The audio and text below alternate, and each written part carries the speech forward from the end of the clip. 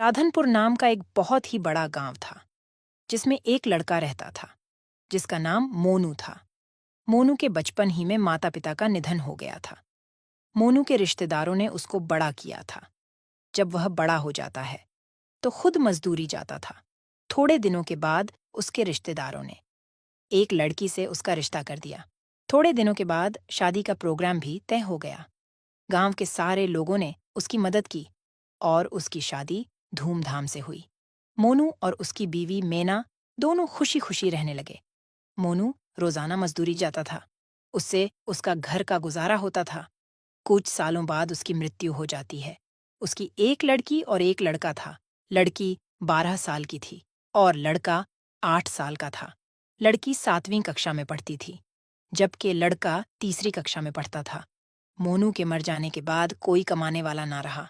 उसके बाद मीना खुद दूसरों के घर झाड़ू पोछा मारती और उन पैसे से अपना घर चलाती थी। एक दिन सुबह जब उसकी बेटी और उसका बेटा स्कूल जाने लगे तभी उसकी लड़की कहने लगी, मम्मी, आज तो टीचर ने बोला था फीस लेकर आना। अरे बेटी, पैसे नहीं हैं। चल, मैं आज मालिकन के पास से लेकर आऊंगी।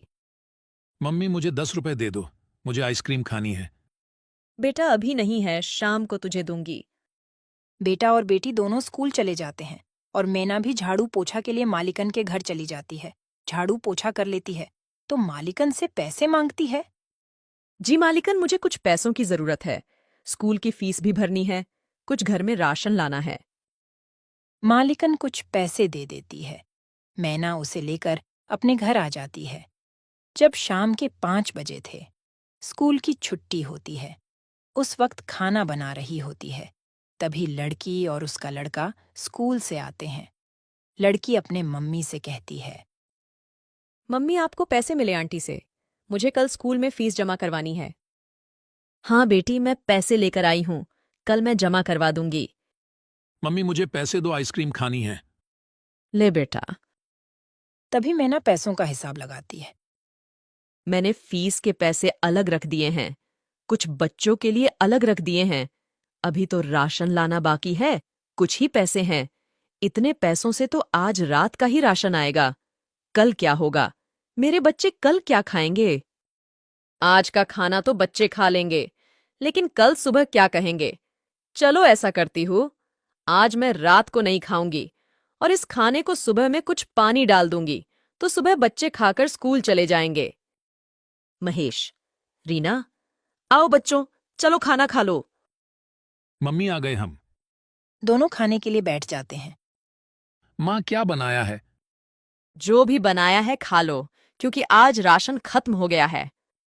दोनों खाना खाने लगते हैं। अरे माँ, आप भी खा लो।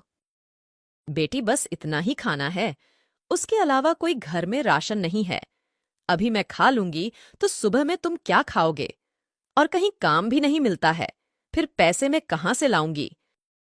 अरे मम्मी, ऐसे आप निराश ना हो। मेरे जहन में एक आइडिया है। मम्मी, आप समोसे बहुत अच्छे बनाती हो ना? ऐसा करो, आप समोसे बनाकर बेचना शुरू कर दो। क्या पता हमारी आमदनी अच्छी हो जाए।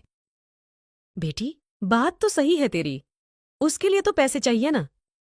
माँ और बेटी दोनों बात ही कर रहे थे कि अचानक रीना के मामू आ जाते हैं। दीदी, पैसों की चिंता ना करें, मेरे पास से तुम पैसे ले जाओ और अपना कारोबार शुरू कर दो। अरे मोहन, अचानक कैसे? मुझे आपके पैसे नहीं चाहिए, आप तो मुझसे बहुत छोटे हैं। दीदी, आप इन सब बातों को मत सोचो। मेरे 2 पैसे लगाने से आपके 10 पैसे बन जाए तो मेरे पैसे बाद में लौटा देना। ठीक है, लेकिन मुझे समझ नहीं आता कि मैं समोसे कहाँ बेचूं। मम्मी, स्कूल के बाहर, जहां मजदूर के आने जाने का रास्ता भी है और स्कूल के बच्चे भी खाएंगे। रीना, तुमने तो बहुत ही अच्छा आइडिया दिया। उसके बाद मोहन अपनी बहन मैना को पैसे देकर चला जाता है। अगले ही दिन मैना स्कूल के सामने आम सड़क पर लगा देती है। वहां पर समोसे खाने के लिए मजदूर और बच्चों की भीड़ लग जाती है। आंटी, समोसे की खुशबू तो बहुत ही अच्छी आ रही है। मुझे भी समोसे की प्लेट दो ना। हाँ, ले बहन। अरे वह, तुम्हारे समोसे तो बहुत स्वादिष्ट है। ऐसा समोसा तो कभी नहीं खाया। एक प्लेट और दे दो। मैना उसको दूसरी प्लेट भी देती है। पहले ही दिन मैना के हाथ के समोसे खाकर लोगों की भीड़ लग जाती है। रात होते होते सारे समोसे बिक जाते हैं। ऐसे ही चलता रहा। आहिस्ता आहिस्ता मैना के समोसे मशहूर हो जाते हैं। दूर दूर से लोग समोसा खाने के लिए मैना के थैले के पास आते थे और मैना के घर की हालत भी अच्छी हो जाती है। रीना भी छुट्टी के बाद अपनी मम्मी के हाथ बटाती थी। एक रात मैना अपने घर पर पैसे गिन रही थी। तभी कहने लगी, मुझे हैरानी होती है। एक दिन मैं 1,000 रुपये लगाकर शुरू किया था। आज दिन के 15,000 दिन के कमाती हूँ। मैं अपने भाई को डबल पैसे वापस दूंगी और इन पैसों से अपने बच्चों का भविष्य बनाऊंगी। अगले दिन फिर समोसे लेकर बेचने निकल जाती है।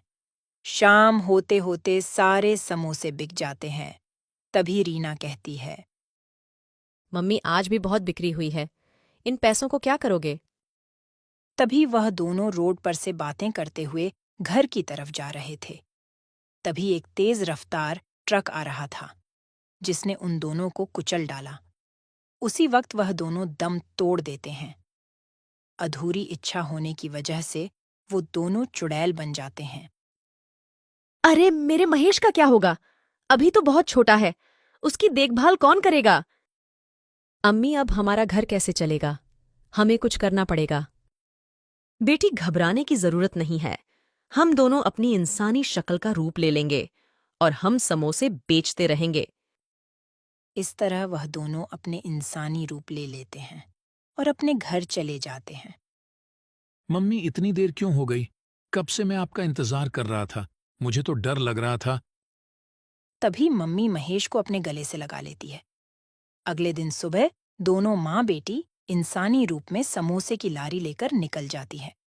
सुबह से लेकर शाम तक समोसे की लारी पर खूब भीड़ रहती है। सारे समोसे बिक जाते हैं। दोनों माँ बेटी घर जाती है तो दोनों दिन